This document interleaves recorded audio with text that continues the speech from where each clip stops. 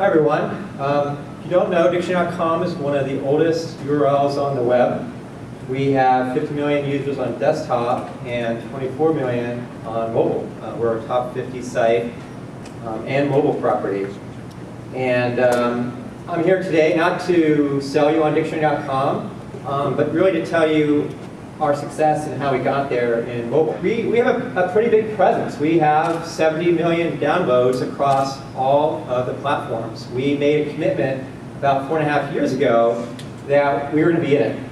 And we felt like it was a land rush, it was a winner take all, and so we felt like we just needed to make that commitment. As you know, iPhone introduced in 2007, so we significantly undercut the competition. We offered a free product where competitors were offering sort of double-digit price points, and we offered a better product. And so consequently, we gained downloads and traffic and market share very, very fast. We made it a mission to be there whenever a store opened or whenever a product was launched. And so we were there when the iPad launched. We were able to leverage our high iPhone base and transfer that to iPad. So consequently, iPad and a number of our other products were typically on top 10 lists. Very easily get punished by your users. So you want to listen to user feedback, respond.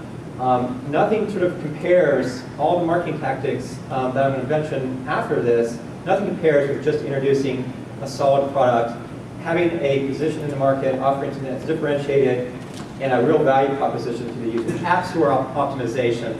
For those that are familiar with merchandising or SEO, you can apply a lot of that same skill set to App Store optimization or ASO. We think about this page on this particular app and all of our apps very, very carefully. So as you can imagine, people make a decision very, very quickly about whether they want to download your app or not. So you want to highlight and emphasize your key value proposition very, very clearly and very, very loudly. Ratings, reviews, and upgrades. So whenever you launch something or you do a release, the first few days matter a lot in terms of the tone of the reviews. Unfortunately, like other venues on the internet, restaurants, whatever, your competitors might badmouth you, or just cranks might badmouth you as well. And so you have to sort of proactively manage the ratings and reviews. First thing you can do is reach out to your most loyal users in the first couple of days and proactively alert them to rate the app. And tell them, hey, rate us 5 stars, 4 stars doesn't help us. We have a very small team, but we found a way to update every 2 to 3 months. And it can be small. It does a few things. One, it just keeps your app fresh, and you can respond very quickly to whatever's current fad out there. You can iterate very quickly on features and not overthink it. You get feedback on it right away and then come back with sort of an enhancement. It keeps the app fresh.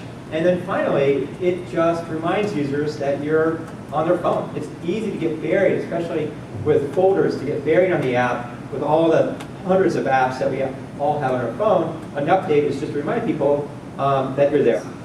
That we are part of a top 10 list has mattered most of all, because app discovery is very, very hard.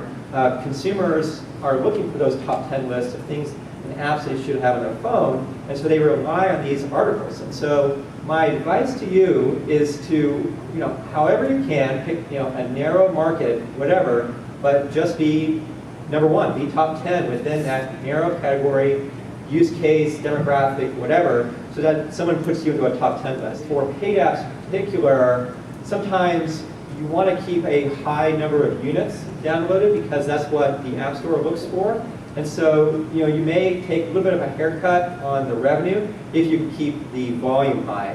And that, again, kind of keeps you in the promotional space within the App Store. Contextual is very powerful.